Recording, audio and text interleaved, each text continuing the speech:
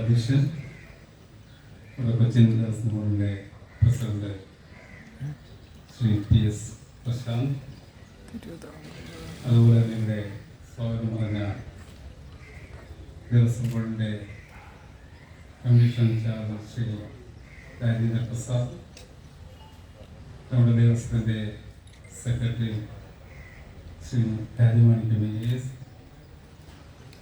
അതുപോലെ തന്നെ ആശംസ അർപ്പിക്കുന്ന Ulloor corporation ward councillor Shrimati Athira, കോർപ്പറേഷൻ്റെ ദേവസ്വം ബോർഡിൻ്റെ ചീഫ് എഞ്ചിനീയർ ശ്രീ രഞ്ജിത് ശേഖർ, ചിത്ര ഷാജി, മറ്റ് വേദിയിൽ സന്നിധരായിരിക്കുന്ന വിശിഷ്ട വ്യക്തികളെ, പ്രിയപ്പെട്ട സഹോദരി സഹോദരന്മാരെ, മാധ്യമപ്രവർത്തകരെ, സുഹൃത്തുക്കളെ, ഇന്ന് ലോക പരിസ്ഥിതി ദിനം. ലോകത്തെങ്ങും പരിസ്ഥിതി സംരക്ഷിക്കേണ്ടതിൻ്റെ ആവശ്യകതയെ സംബന്ധിച്ച് ജനങ്ങളെ ബോധ്യപ്പെടുത്തുന്നതിന് വേണ്ടിയാണ് ഈ ലോക പരിസ്ഥിതി എല്ലാ ജൂൺ 5-നും ലോകത്ത് ആചരിക്കും. ഈ വർഷത്തെ ആചരണത്തിൻ്റെ പ്രത്യേകത നിർദ്ദേശിച്ച തന്നിട്ടുള്ള മുദ്രാവാക്യം ഭൂമിയുടെ പുനരുദ്ധാരണമാണ്, റെസ്റ്റോറേഷൻ ഓഫ് ലാൻഡ് എന്നുള്ള ഒരു മുദ്രാവാക്യമാണ്. അതോടൊപ്പം തന്നെ ഭൂമി മരുഭൂമിയായി കൊടുക്കുക, ആ മരുഭൂമി അല്ലാതാക്കുക എന്നുള്ളത് പ്രധാനമാണ്. അതുപോലെ തന്നെയാണ് ജലസംരക്ഷണത്തിൻ്റെ പ്രാധാന്യം. അങ്ങനെ 2-3 കാര്യങ്ങളാണ് പ്രധാനമായിട്ടും ലോക പരിസ്ഥിതിയോടനുബന്ധിച്ച് ലോകത്തിലെ ജനങ്ങൾ ഏറ്റെടുക്കണം എന്ന് തീരുമാനിക്കുക. എന്തുകൊണ്ടെന്നാൽ കാലാവസ്ഥയിൽ വലിയ വ്യതിയാനമുണ്ടായി, പ്രകൃതിയിൽ വലിയ മാറ്റമുണ്ടായി. അസമയത്താണ് മഴ വരുന്നത്, അസമയത്താണ് ചൂട് വരുന്നത്, സമയക്രമമില്ലാതെ അതിൻ്റെ ദുരന്തം വ്യത്യസ്ത രീതിയിൽ ലോകമാകെ പ്രതികരിക്കും. ആ ദുരന്തം ഇല്ലാതിരിക്കാൻ വേണ്ടിയുള്ള ശ്രദ്ധ നമ്മുടെ സമൂഹത്തിൽ ഉണ്ടാകണം എന്നുള്ള സന്ദേശമാണ് ലോക പരിസ്ഥിതി ദിനത്തോടനുബന്ധിച്ച് നമുക്കറിയാം. വെള്ളം കിട്ടാത്തൊരവസ്ഥയിലേക്ക് കുറച്ച് മുമ്പാണ്, 2 ആഴ്ച കഴിയുമ്പോൾ വെള്ളപ്പൊക്കം, 2 ആഴ്ച മുമ്പ് വെള്ളം കിട്ടാതെ മനുഷ്യൻ വിട്ടോട്ട് പോകും. അതിൻ്റെ ചീത്തയായിരുന്നു മറ്റൊന്നില്ലേ, കുടിവെള്ളം കിട്ടുന്നില്ല എന്ന് പറഞ്ഞിട്ടുള്ള ആളുകളായിട്ടുള്ള ഇൻട്രാക്ഷൻ നടത്തി കുറച്ച് ദിവസം കഴിയുമ്പോൾ മണിക്കൂറൊക്കെ കഴിയുമ്പോഴേക്കും വെള്ളപ്പൊക്കത്തിനെ കുറിച്ച് നമുക്ക് റിപ്പോർട്ട് ചെയ്യുന്നതാണ്. ആദ്യം ഒരു പ്രയാസമാണ്. വരൾച്ചയെ കുറിച്ച് റിപ്പോർട്ട് ചെയ്തുകൊണ്ടിരിക്കുന്ന അതേ സമയത്ത് തന്നെ വെള്ളപ്പൊക്കത്തെക്കുറിച്ച് അതിൻ്റെ ദുരന്തത്തെക്കുറിച്ച് റിപ്പോർട്ട് ചെയ്യേണ്ട അവസ്ഥ. അതുകൊണ്ടാണ് ദീർഘകാലം തന്നെ കാലാവസ്ഥയിൽ ഉണ്ടാകുന്ന മാറ്റം, പ്രകൃതിയിൽ ഉണ്ടാകുന്ന മാറ്റം, അത് പ്രത്യേകിച്ച് നമ്മുടെ സമൂഹത്തെ പ്രതികൂലമായിട്ടാണ്. എൻ്റെ എല്ലാ വിശദാംശങ്ങളും പറയാൻ ഈ സന്ദർഭത്തിൽ കഴിഞ്ഞ വർഷത്തെ ലോക ഭക്ഷ്യ ഉച്ചകോടിയിലെ പ്രധാനപ്പെട്ട ചർച്ചാ വിഷയം എന്ന് പറയുന്നത് ലോകത്ത് പട്ടിണി വർദ്ധിക്കാൻ, വിശപ്പ് വർദ്ധിക്കാനുള്ള സാധ്യത. എങ്ങനെയാണ് പട്ടിണിയും വിശപ്പും വർദ്ധിക്കുന്നതെന്നുള്ള ചോദ്യം എനിക്കിപ്പോൾ നമ്മുടെ മനസ്സിലാക്കേണ്ടാവില്ല. നമുക്കൊന്നും വിശപ്പ് വരില്ല എന്നുള്ള ഒരു ഉറച്ച വിശ്വാസത്തിലാണ് നമുക്ക് ഇരിക്കുന്നത്. പക്ഷേ കാലാവസ്ഥ ഇങ്ങനെ പോയി കഴിഞ്ഞാൽ, പ്രകൃതി വിജ്ഞാനം വന്നു കഴിഞ്ഞാൽ എന്താണ് സംഭവിക്കുക എന്നുള്ളത് അവിടെ ലോക ഭക്ഷ്യ ഉച്ചകോടി ചർച്ചാ വിഷയമായി. അതായത് നമ്മുടെ കാർഷിക ഉത്പാദനം കുറയും. കാർഷിക ഉത്പാദനം കുറഞ്ഞാൽ എന്തായിരിക്കും? മാർക്കറ്റിൽ കാർഷിക ഉൽപ്പന്നം കുറച്ച് വരും. അങ്ങനെ കാർഷിക ഉൽപ്പന്നം കുറച്ച് വന്നാൽ എന്തായിരിക്കും? ഉള്ള സാധനങ്ങൾ വില കൂടും, അല്ലേ? ഡിമാൻഡിനനുസരിച്ചുകൊണ്ട് സപ്ലൈ ചെയ്യാൻ കഴിയാതെ വരുമ്പോൾ ഉള്ള സാധനങ്ങൾക്ക് വില വരും. അപ്പം ആ വർദ്ധിച്ച വില കൊടുത്ത് വാങ്ങാൻ നമ്മുടെ സമൂഹത്തിലെ ആളുകൾ ശേഷിയില്ലാതെ വന്നാൽ എന്താണ് ചെയ്യുക? കുറച്ച് വാങ്ങുള്ളൂ. പണ്ടൊക്കെ ഞാൻ പറയുമ്പോൾ കുട്ടികളെന്നോട് പറയാം, മന്ത്രിയായിട്ട് ഇതൊക്കെ പറയണത്. പണ്ടൊക്കെ എന്ന് വെച്ച് കഴിഞ്ഞാൽ വീടുകളിൽ റേഷൻ വാങ്ങിക്കഴിഞ്ഞാൽ അമ്മമാരും അമ്മച്ചിമാരൊക്കെ എന്ത് ചെയ്യും? 7 ദിവസത്തേക്കുള്ളത് പങ്കുവെച്ചു. പറയുമ്പോൾ നാളെക്കണം, അല്ലേ? ഇഷ്ടം പോലെ സമയാസമയങ്ങളിൽ കിട്ടുന്നു. വേസ്റ്റ് ചെയ്ത് കളയുന്നതിന് എത്രയാണ്? അപ്പം ആ 7 ദിവസത്തേക്ക് അത് പങ്കുവെച്ചു. കൃത്യമായിട്ടാണ് അരിയെടുക്കുക, അല്ലേ? നിങ്ങൾക്ക് ഓർമ്മയില്ല, എനിക്ക് ഓർമ്മയില്ല. അപ്പോൾ അരി എടുത്തു കഴിഞ്ഞാൽ എന്താ വെച്ചാൽ വീട്ടിലെ നമ്പർ ഇന്നത്തെ പോലെ ഇപ്പോൾ ഒരാളോ രണ്ടാളോ ഉള്ള കുട്ടികളല്ലേ, അതങ്ങനെയല്ല. നേരത്തെ ഞാൻ 8 മക്കളുള്ള അമ്മയുടെ മകനാണ്. 8ഉം 10ഉം 12ഉം ഒക്കെ. ഞാൻ ഇന്നാളെ പ്രസംഗിച്ച് കഴിഞ്ഞപ്പോൾ ഒരാൾ പിന്നെ വേദിയിൽ നിന്ന് പറഞ്ഞു, അവളെ വലിയ മുതലാളിയാണ്, ഞങ്ങൾ 14 പേരുണ്ടായിരുന്നു വീട്ടിൽ. അപ്പോൾ ഒരാൾ പറഞ്ഞു ഞങ്ങൾ 16 പേരുണ്ടായിരുന്നു. ഒരമ്മ തന്നെ പ്രസവിച്ചാണ് 16 പേര്. പക്ഷേ അന്നുള്ള സന്തോഷം ഇപ്പം ഇല്ലാന്നും അതിൽ രണ്ടാളും പറയുകയും ചെയ്തു. അപ്പോൾ ഈ 10ഓ 8ഓ ആളുകളുണ്ടെങ്കിൽ അതിൻ്റെ കൂടെ വേറെ 2-3 പേരുണ്ടെങ്കിൽ നമ്മൾ കുറച്ച് അരി ഇട്ടിട്ടാണ് ഭക്ഷണം ഉണ്ടാക്കുന്നത്. അപ്പോൾ അന്ന് വലിയ കലത്തിലാണ് ഭക്ഷണം ഉണ്ടാക്കുക. എന്തിനാണെന്നറിയോ? വെള്ളം കൂടുതൽ വയ്ക്കാൻ വേണ്ടിയാണ്. അപ്പോൾ 2 വറ്റുണ്ടാവും, കുറച്ച് വെള്ളം ഉണ്ടാവും. അതുകൊണ്ടാണ് നമ്മുടെ നാട്ടിൽ പണ്ടൊരു ചൊല്ലുണ്ടായിരുന്നത്, ഒരു കലം വെള്ളം കുടിച്ച് വറ്റിച്ചാണ് 2 അത്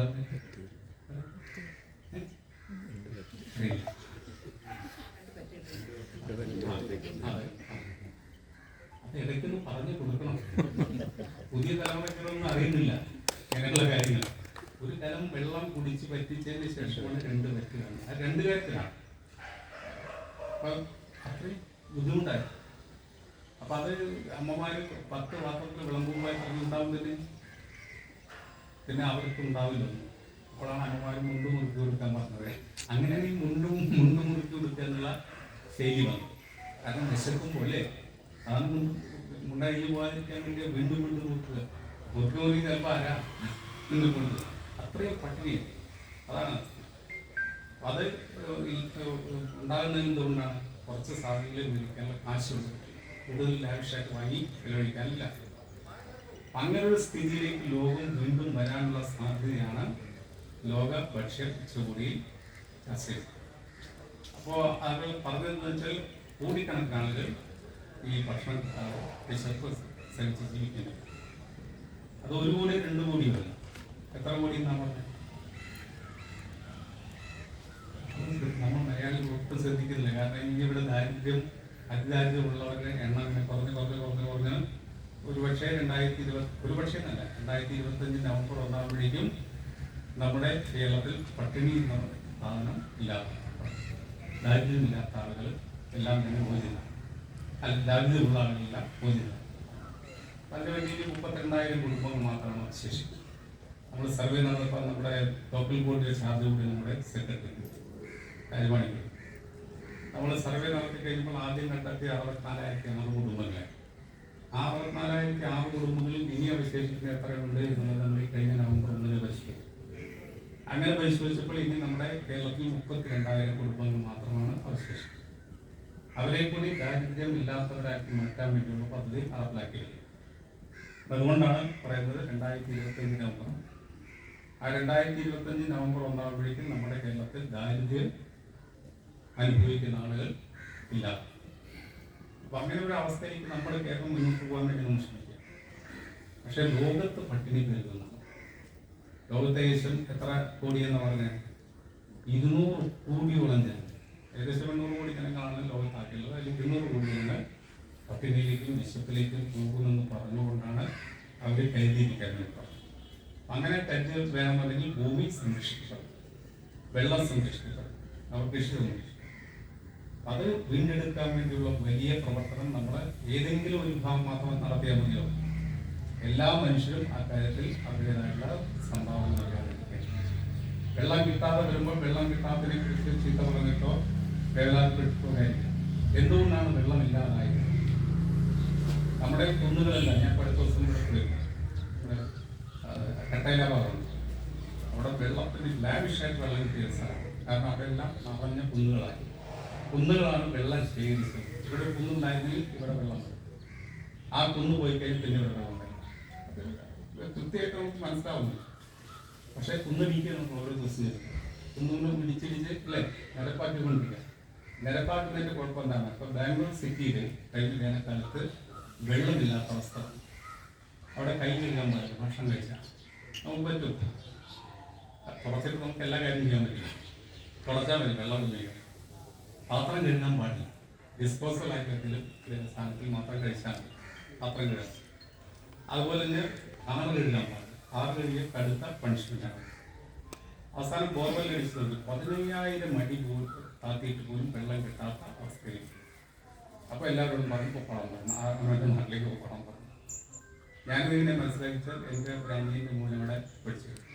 അപ്പം വീട്ടിലും ഞാൻ അസമയത്തൊക്കെ വന്ന സമയത്ത് രാത്രി ഒന്നുമല്ല, വരേണ്ട സമയമില്ല, വെക്കേഷൻ ആയിട്ടില്ല, അതിന് മുമ്പ് എന്താണ് വന്നതെന്ന് ചോദിച്ചപ്പോൾ അപ്പോഴാണ് അവൻ എന്നോട് പറഞ്ഞത് അവിടെ കൈ കഴുകാൻ പറ്റുന്നില്ല. അവൻ എന്നെ മാമേന്ന് അറിയില്ല, അപ്പോൾ അവൻ കൈ കഴുകാൻ പറ്റുന്നില്ല. അപ്പോൾ എന്താണെന്ന് ചോദിച്ചപ്പോഴാണ് ഈ കാര്യങ്ങളെല്ലാം പറഞ്ഞു. അത്രയും വിഷമായി വെള്ളത്തിൽ. അത് ഭാവിയിൽ നമ്മുടെ ഇവിടേക്ക് വരില്ലേ, നമ്മുടെ കുന്നെല്ലാം ഇടിഞ്ഞ് തകർത്ത്.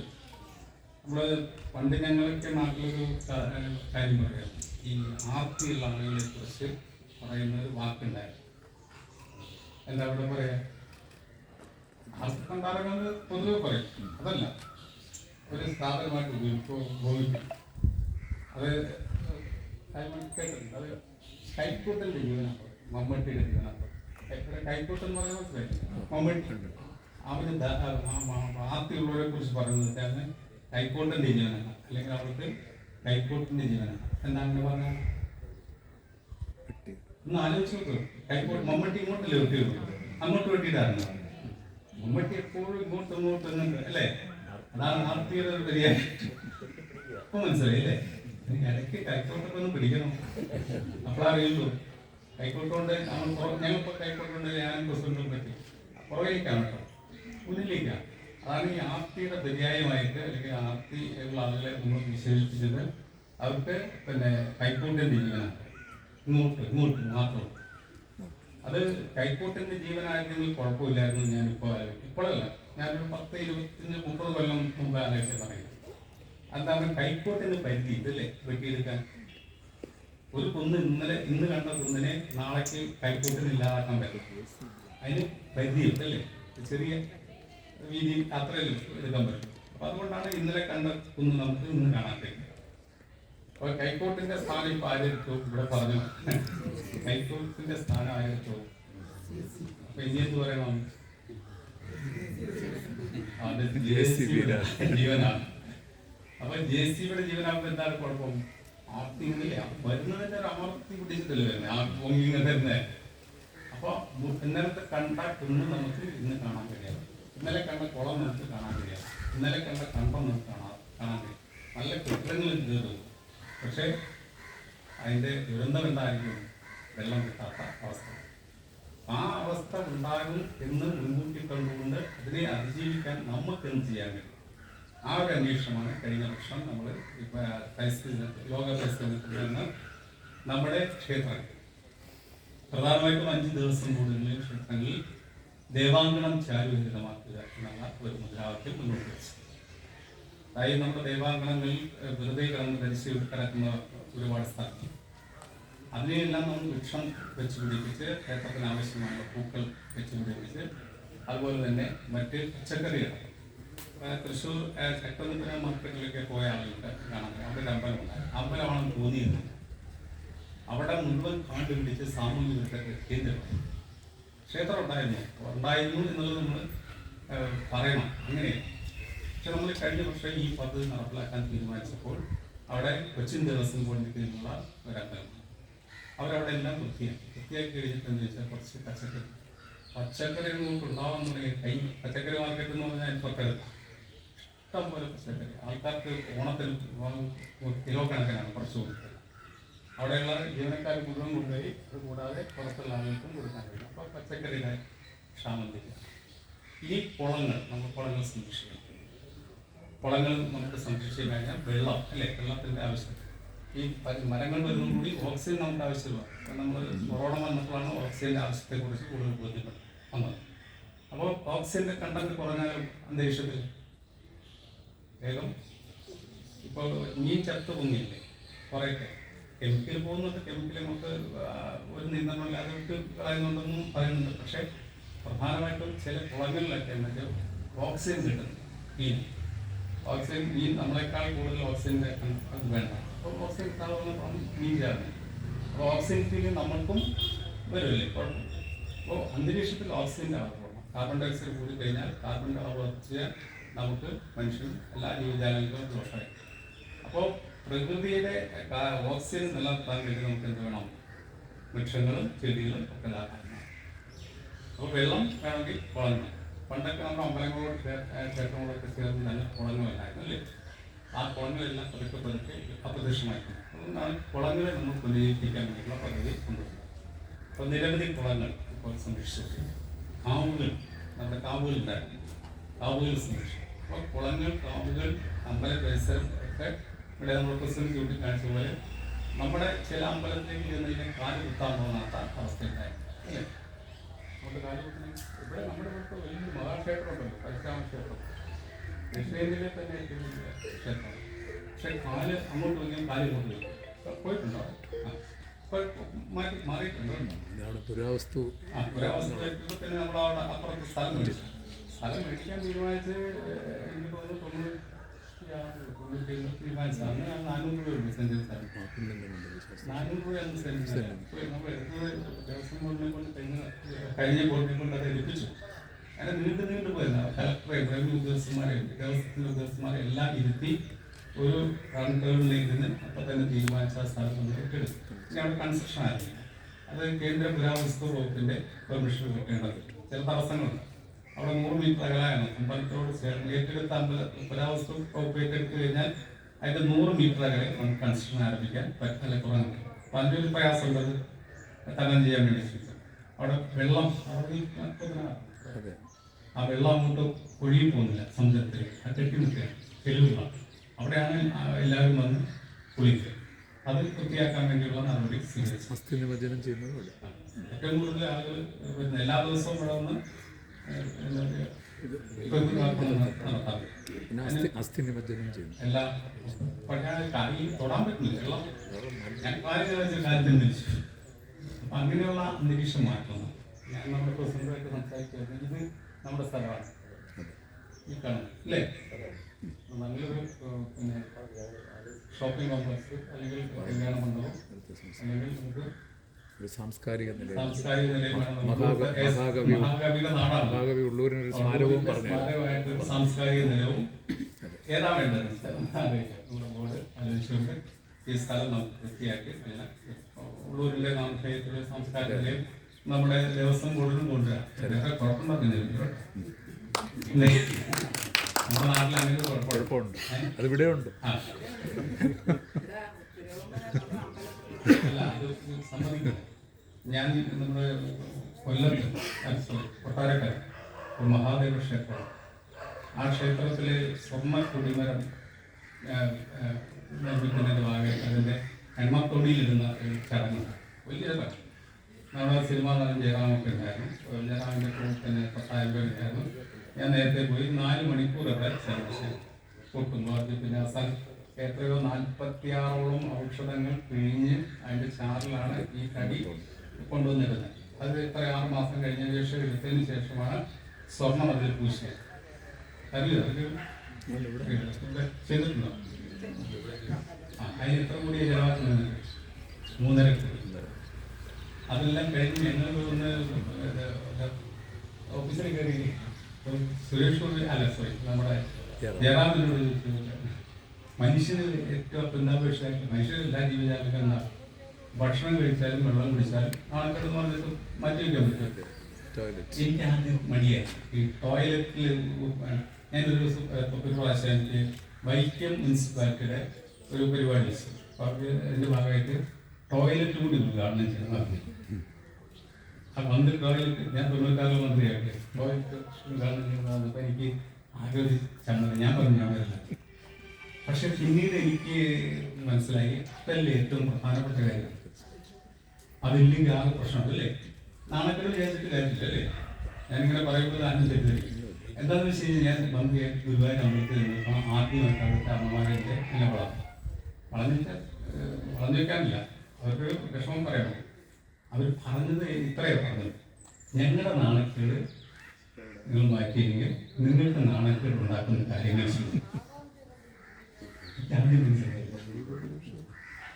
ഞങ്ങളുടെ നാണക്കേട് നിങ്ങൾ മാറ്റിയെങ്കിൽ നിങ്ങൾക്ക് നാണക്കേട് ഉണ്ടാക്കുന്ന കാര്യങ്ങൾ ഞങ്ങൾ അത് പരസ്യമായിട്ട് ചെയ്യുന്ന. അപ്പോഴാണ് എനിക്ക് മനസ്സിലായത്. അപ്പോഴാണ് അവിടെ നമ്മുടെ കൺവെർസേഷൻ ചെയ്യാൻ വേണ്ടി ആധുനിക കൂടിയ വലിയൊരു കൺവെർസേഷൻ. അപ്പോൾ ആ അമ്മമാർ തന്നെ വിളിച്ചു ഇവിടെ വന്നു കഴിഞ്ഞാൽ കിടന്നുറങ്ങാൻ തോന്നുന്നു കേട്ടോ, അത്രയും നന്നായിരുന്നു. അപ്പം അത് മനുഷ്യന് ആവശ്യമാണ്. അപ്പോൾ ഈ ഇവിടെ ചെന്ന് കഴിഞ്ഞാൽ ജനാം എന്നോട് ചോദിച്ചു. അപ്പം ഞാൻ പെട്ടെന്ന് ദിവസം അവിടെ ഇവിടെ ഇല്ല, 100 മീറ്റർ പറയാൻ പോകണം വീട്ടിലാണ് വേറെ ആൾക്കാരുടെ. അപ്പോൾ നമ്മൾ ഇത്രയും സൗകര്യം ഉണ്ടാക്കിയിട്ടും നമുക്ക് 3.5 കോടി രൂപ ചെലവഴിച്ചുകൊണ്ട് സ്വർണ്ണ കുടിമരം ഉണ്ടാക്കാൻ പൈസയുണ്ട്. നമുക്കിവിടെ പ്രാഥമിക സൗകര്യങ്ങൾ ഇല്ലാതെ. അപ്പോൾ നമുക്ക് പ്രാഥമിക സൗകര്യം ഏറ്റവും അത് നമ്മുടെ അമ്പലത്തിന് ആവശ്യമാണ്. നമ്മുടെ പ്രസിഡന്റ് ഇവിടെ അത് വിഭാവനം ചെയ്തു. അതുകൊണ്ട് അത് നമ്മുടെ കുറേ ചർച്ചകളാണ്.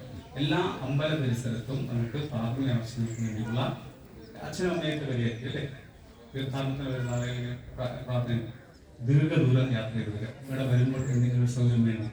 ഇനി അത് മാത്രമല്ല, അച്ഛനും അമ്മയ്ക്കും വൈകിങ്ങനെ അവരവിടെ കിടന്നപ്പോൾ നമ്മൾ പോയിട്ട് അപ്പുറത്ത് പോയിട്ട് വരാം, അമ്പലത്തിൽ പോയിട്ടൊക്കെ വരാം, അവർക്ക് വിശ്രമിക്കാൻ ഒരു സ്ഥലം. അപ്പോൾ നമ്മുടെ അമ്പലത്തിലേക്ക് വരാനുള്ള പ്രവണത വർദ്ധിക്കും, വരുമാനം വർദ്ധിക്കും. അങ്ങനെയാണ് അച്ഛനും അമ്മയും കൊണ്ടുവന്നാലും അവർക്ക് അവിടെ സുരക്ഷിതരെ ഏൽപ്പിച്ച് പോകാൻ എന്ന് വന്നു കഴിഞ്ഞാൽ അവർ ഇവിടുന്ന് എന്ത് ചെയ്തു, ഇവിടെ അമ്പലത്തിൽ തൊഴിൽ നേരെ കൊണ്ടുപോയി അപ്പുറത്ത് പോയി പർച്ചേസ് ചെയ്ത് നടത്തി. അങ്ങനെയുള്ളൊരു വികസനമുണ്ട്. ആ രീതിയിലാണ് നമ്മൾ ഈ പരിപാടികൾ പ്ലാൻ ചെയ്തത്. നമ്മുടെ ദേവാങ്കണങ്ങൾ ചാരുഹരിതമാകുക എന്നുള്ളതിൻ്റെ സങ്കല്പം അത് മനുഷ്യന് നന്മയ്ക്ക് വേണ്ടിയാണ്. അത് കേവലം നമ്മുടെ അമ്പലങ്ങളിൽ മാത്രം പോരാ, ദേവസ്വം ബോർഡിൻ്റെ അമ്പലങ്ങളിൽ മാത്രമല്ല, നമ്മുടെ സ്വകാര്യ ട്രസ്റ്റുകൾ, സ്വകാര്യ ക്ഷേത്രങ്ങൾ, അവിടെ എല്ലാം തന്നെ ഈ പദ്ധതി നടപ്പാക്കാൻ വേണ്ടി പ്രോത്സാഹനം കൊടുക്കുന്നു. അതോടൊപ്പം തന്നെ പള്ളികളും മോസ്കുകളും എല്ലാം ഈ പദ്ധതി, ദേവാലയങ്ങളെല്ലാം മനുഷ്യൻ നന്മ ചെയ്യുന്ന കേന്ദ്രങ്ങളായി മാറണം അല്ലേ, ആണോ? മനുഷ്യൻ നന്മ ചെയ്യാത്ത ഒരു ദേവാലയവും കാര്യമില്ല. അപ്പം മനുഷ്യൻ നന്മ ചെയ്യുകയാണ് നമ്മുടെ ദേവാലയങ്ങളുടെ ലക്ഷ്യം എന്ന് നമ്മൾ അത് പ്രവൃത്തിയിൽ കൊണ്ടുവരും. അപ്പം എല്ലാ മനുഷ്യരും പ്രകൃതി സംരക്ഷണത്തിൻ്റെ ഭാഗമായിക്കൊണ്ട് അവരുടെ വിശ്വാസങ്ങൾ കൂടി കൂട്ടിയിണക്കൊണ്ട് നമുക്ക് ഈ പ്രവൃത്തി മുന്നോട്ട് കൊണ്ടുപോകാൻ കഴിഞ്ഞാൽ അത് നമ്മുടെ നാടിൻ്റെ പ്രകൃതിയെ സംരക്ഷിക്കാനുള്ള ഏറ്റവും വലിയൊരു ദൗത്യമായിട്ട് നമ്മൾ കാണണം എന്ന് നമ്മൾ സൂചിപ്പിച്ചുകൊണ്ട്, ഇത് കേവലം അമ്പലപ്പറമ്പിലോ അല്ലെങ്കിൽ നമ്മുടെ അമ്പല പരിസരത്തോ മാത്രമല്ല, നമുക്ക് നമ്മുടെ പരിസരത്ത് ഈ പദ്ധതി ഒക്കെ നടപ്പിലാക്കാൻ കഴിയണം. അതിൻ്റെ ചിന്ത നിങ്ങളുടെ ഓരോരുത്തരുടെ മനസ്സിലാകണം എന്നും കൂടി സൂചിപ്പിച്ചുകൊണ്ട്, ദേവാങ്കണം ചാരുഹരിതം എന്ന പദ്ധതി നമ്മുടെ 5 ദിവസം ഇന്ന് നടക്കുക. അപ്പോൾ അത് നേരത്തെ തന്നെ തീരുമാനിച്ചപ്പോൾ പ്രസിഡന്റ് പറഞ്ഞല്ലോ, 600 ക്ഷേത്രങ്ങളിൽ ഇന്ന് നടക്കണം. 2250 ക്ഷേത്രങ്ങളിൽ 600 ക്ഷേത്രങ്ങളിൽ ഇന്ന് നടക്കും. തുടർച്ചയായി ഇത് ഒരു ദിവസം കൊണ്ട് ഒരു പരിപാടി നടത്തി അങ്ങനെ അവസാനിപ്പിക്കുകയല്ല, ഇത് തുടർച്ചയായിട്ട് നമ്മൾ ചെയ്യുന്നത്. അപ്പോൾ ഇന്ന് ചെയ്ത് എത്ര ക്ഷേത്രങ്ങളിലാണ് എന്നുള്ളതിന് കണക്ക് 5 മണി നമ്മൾ എടുക്കാൻ വേണ്ടി പറഞ്ഞത്. മലബാർ ദേവസ്വം ബോർഡ്, ഗുരുവായൂർ, കൊച്ചി, കുടൽമാണിക്യം, തിരുവാതിര, ഈ 5 ദിവസങ്ങളിലെയും ഇന്നത്തെ ഈ നമ്മുടെ ദേവാങ്കണം ചാരുഹരിതം പദ്ധതി എത്ര കണ്ട് നടപ്പിലാക്കി എന്നുള്ളത് നമുക്ക് 5 മണിയാകുമ്പോഴേക്കും നമുക്ക്. അപ്പോൾ നമുക്ക് നാളെ പറയാൻ കഴിയും ഇത്ര ക്ഷേത്രാങ്കണങ്ങളിൽ നമ്മൾ ഈ പരിസ്ഥിതി ദിനത്തോടനുബന്ധിച്ച് ഈ പദ്ധതി നടപ്പിലാക്കി പറയാൻ കഴിയും. അപ്പോൾ ആ രീതിയിൽ നമ്മുടെ ക്ഷേത്രങ്ങളെ ഏറ്റവും മനുഷ്യന് വേണ്ടി മാറ്റിത്തീർക്കുക എന്നുള്ള ഏറ്റവും പ്രധാനപ്പെട്ട ഒരു ദൗത്യമാണ് നാം ഏറ്റെടുത്തിരിക്കുന്നത്. അത് വിജയിക്കട്ടെ. ഇവിടെ പ്രസിഡന്റ് തന്നെ പറഞ്ഞു, ഞാൻ പറയുന്നത് നട്ടാപ്പോല, അത് വളർത്താനുള്ള മനസ്സാണ് അല്ലേ. നടും മന്ത്രി വന്ന് വലിയ ആഘോഷ പഞ്ചായത്ത് പ്രസിഡന്റ് ഒന്നും എല്ലാം നട്ടുപോകും, പിന്നെ ആരും കൊണ്ട് തിരിഞ്ഞു നോക്കില്ലേ, അവിടെ കിടന്ന് നശിച്ചു. അതാണ് നായനാർ പണ്ട് പറഞ്ഞിട്ടുണ്ട്. 96 മന്ത്രിയായപ്പോഴോട് പറഞ്ഞു, എന്നെ അടുത്തേക്ക് വിളിച്ചിട്ട്, അന്ന് ഞാൻ ചെറിയ പയ്യനാണ്, 96-ലാണ്, ഇപ്പോഴല്ല കേട്ടോ. അപ്പം എന്നോട് പറഞ്ഞു, നമ്മൾ ഈ മന്ത്രിമാരൊക്കെ ആകുമ്പോൾ എല്ലാ ആളുകളും ഉദ്ഘാടനത്തിന് വിളിക്കും. ഉദ്ഘാടനത്തിന് വിളിക്കുമ്പോൾ നീ 2 പ്രാവശ്യം ആലോചിച്ചിട്ടാണ് പോകാൻ പാടുള്ളൂ. എന്തിന്? ഈ കല്ലിടാൻ പോകുമ്പോഴാണ് പ്രത്യേകിച്ചും ശ്രദ്ധിക്കേണ്ടത്. കല്ലിടാൻ പോകുമ്പോൾ പ്രത്യേകിച്ച് ശ്രദ്ധിക്കണമെന്ന് ഓടിച്ചൊന്നും കല്ലിട്ട് പോകരുത്. കാരണം എന്താ വെച്ച് കഴിഞ്ഞാൽ ആ കല്ലിട്ട് കഴിഞ്ഞാൽ അത് പൊങ്ങുമോ, അത് അവിടെയൊക്കെ തന്നെ കിടക്കുമോ. പൊങ്ങുന്ന കല്ലിടാനേ പോകാൻ പാടുള്ളൂ, കിടക്കുന്ന കല്ലിടരുത് എന്ന് പറഞ്ഞു. അത് ഈ വളരെ കറക്റ്റല്ലേ, പൊങ്ങുന്ന കല്ല് ഇടാൻ പാടുള്ളൂ, അല്ലാതെ കിടക്കുന്ന കല്ല് ഇടാൻ പാടില്ല എന്നുള്ള ഒരു ഉപദേശം എപ്പോഴും കല്ലിടുമ്പോൾ എനിക്ക് ഓർമ്മ വരാറുണ്ട്. എൻ്റെ ഉപദേശിച്ചത് അല്ല ശ്രീപ്രസാദ് നായനാരുടെ ഏറ്റവും വലിയ ഉപദേശമാണ് 96. അതായത് കിടക്കുന്ന കല്ലിടരുത്. അന്നത്തെ അദ്ദേഹം പറഞ്ഞു വെച്ചാൽ ആ കല്ല് അവിടെ കിടന്ന് മഴയും വെയിലും കൊണ്ട് കരയുന്നുണ്ടാവും, മഞ്ഞും കൊണ്ട്. നമ്മൾ കേൾക്കാത്തതുകൊണ്ടാണ് അല്ലേ? കല്ലിന് കൊണ്ട് കഥ പറയാന്ന് പറഞ്ഞിട്ടൊരു ഇതുണ്ടായിരുന്നു ഞങ്ങൾ അല്ലേ, മലയിൽ നിന്ന് വരുന്നൊരു കല്ല്, അതിൻ്റെ കഥ പറഞ്ഞിട്ടൊരു കവിത ഉണ്ടായിട്ടുണ്ട്. അപ്പോൾ അങ്ങനെ ഇടുകയില്ല, അങ്ങനെ നടുകയില്ല എന്നുള്ളത് അത് നമുക്ക് മുന്നോട്ട് കൊണ്ടുവരാൻ വേണ്ടിയുള്ള മനസ്സുകൂടി എല്ലാവർക്കും പറഞ്ഞ പോയിന്റ് കറക്റ്റാണ്. എല്ലാ ഉദ്യോഗസ്ഥന്മാർക്കും ഓരോ സ്ഥലത്ത് ചാർജ് കൊടുത്തിരിക്കുക. അപ്പോൾ ആ ചാർജുള്ള ഉദ്യോഗസ്ഥന്മാരൊന്ന് പോയി നോക്കി, അവിടെ നിന്ന് നോക്കിയാൽ പോയാ സംരക്ഷിക്കാൻ പറഞ്ഞ ആളുകൾ ചെയ്തിട്ടുണ്ടോ എന്ന് നോക്കുക. അത് നിങ്ങൾക്ക് ആയുസ് കൂട്ടും കേട്ടോ. കർഷകന്റെ ആയുസ് കൂടാൻ കാരണം എന്താണെന്ന് ഞാൻ കർഷകനായതുകൊണ്ട് പറയുന്നില്ല. ഇന്നൊരു വിത്ത് കുത്തിയിട്ടാൽ നാളെ അത് മുളച്ചു നോക്കാനുള്ള പ്രവണത അല്ലേ? മുളച്ചു കഴിഞ്ഞാൽ പൊങ്ങിയൊന്നും അറിയാൻ തോന്നും. അങ്ങനെ അങ്ങനെ ഓരോ ഘട്ടമുണ്ട്. അത് കഴിഞ്ഞാൽ അതിന് വിളവെടുപ്പുണ്ട്. ആ വിളവെടുപ്പ് കഴിഞ്ഞാൽ കുറച്ച് വിൽക്കും, ബാക്കി എന്ത് ചെയ്യും? അടുത്ത വിളവിന് വിത്ത് ആക്കി മാറ്റി. പിന്നെ ആ വിത്ത് ഇടാൻ വേണ്ടിയുള്ള മനസ്സ്. അപ്പം ഇങ്ങനെ റൊട്ടേഷൻ, വേറെ ആർത്തിയില്ല പറയും. അപ്പൊ ആ മനസ്സ് നമുക്ക് എല്ലാവർക്കും ഉണ്ടാവും. കാശ് കൂടുതൽ ഉണ്ടാക്കിയിട്ട് കാര്യമില്ല. എത്ര കാശ് ഉണ്ടാക്കി എന്നുള്ളതല്ല, നിങ്ങൾ എന്ത് ചെയ്തു എന്നുള്ളതാണ് ജീവിതത്തിൽ അടുത്ത തലമുറ നിങ്ങളെ കുറിച്ച് അറിയുന്നില്ല. പുതിയ തലമുറയ്ക്ക് അതിൻ്റെ ആവശ്യമില്ല. അങ്ങനെ പഴയ തലമുറ ചെയ്ത കാര്യങ്ങളെ കുറിച്ചെല്ലാം സ്മരിച്ചുകൊണ്ട് മുന്നോട്ട് പോകുന്ന ഉണ്ടോ? കുറച്ച് പേരുണ്ട്. അപൂർവം.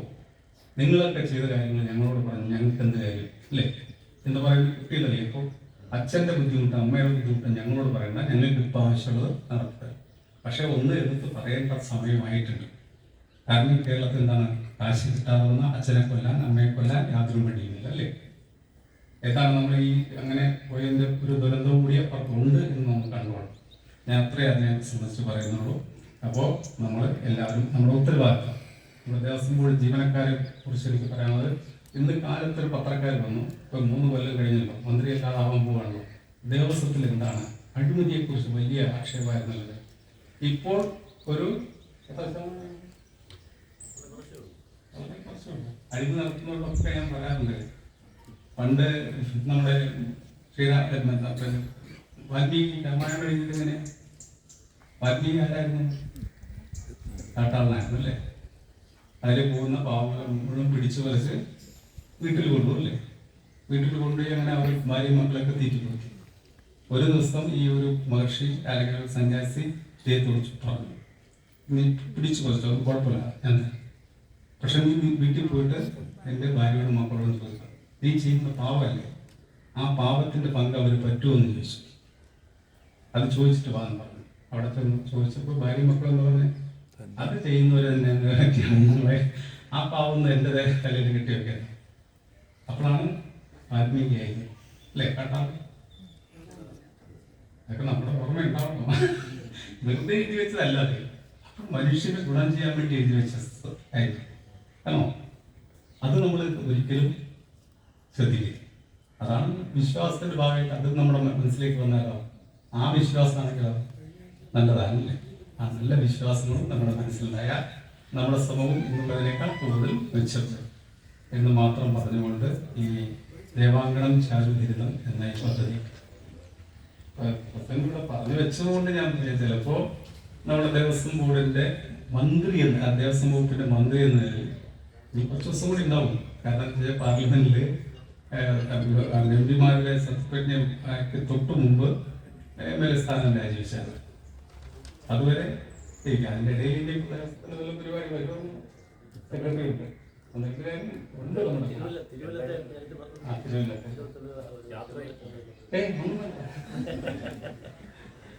അത് വൈകുന്നേരം ആരോട് യാത്ര ചോദിച്ചില്ലേ? എന്തെങ്കിലും ഒരു ദിവസം യാത്രയാണല്ലേ? ചിലപ്പോൾ പെട്ടെന്ന് പോകേണ്ടി വരും, ചിലപ്പോൾ കുറച്ച് വൈകും. എപ്പോഴും പെട്ടെന്ന് പോകുന്നതാണ് നല്ലത് അല്ലേ? ആണോ? മുന്നേ പോകുന്നവർ ഭാഗ്യവാന്മാരെന്നാണ് എവിടെയോ ഞാൻ കേട്ടത്.